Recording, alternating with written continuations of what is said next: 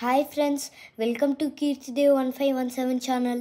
October 2 Vijayadashami రోజున మేము శృంగేరి శారదాంబ గుడికి వెళ్ళాము. శారదాంబ గుడి ప్రాంగణంలో నుండి తుంగభద్ర నది బ్రిడ్జిని దాటి అవతలి వైపుకి వచ్చాము. ఇక్కడ ఒక అద్భుత దృశ్యం ఉంది.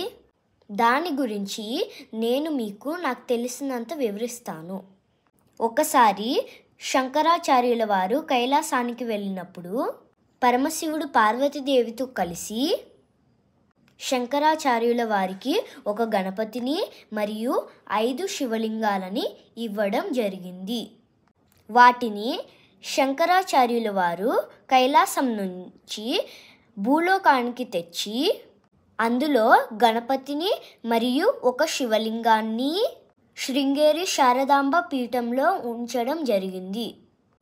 అందులో 4 శివలింగాలని వేరువేరు ప్రదేశాలలో ఉంచడం జరిగింది. ఒక శృంగేరి శారదాంబ పీఠంలోనే మనము గణపతిని మరియు శివలింగాన్ని చూడగలము. మిగతా 4 ప్రదేశాలలో ఉన్న శివలింగాలను మనము చూడడానికి వీలు పడవు. ప్రతిరోజు రాత్రి 8:30 గంటలకు శృంగేరి శారదాంబ పీఠాధిపతి వారిచే గణపతికి పూజ మరియు శివుడికి అభిషేకం జరుగుతుంది. ఆ సమయంలో మనం అక్కడ ఉంటే మనం వాటిని చూడగలము.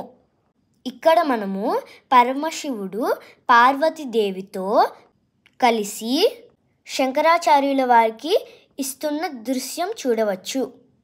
ఈ దృశ్యం గురునివాస్కి పక్కనే ఉంటుంది. అందరికీ ధన్యవాదాలు. Please subscribe.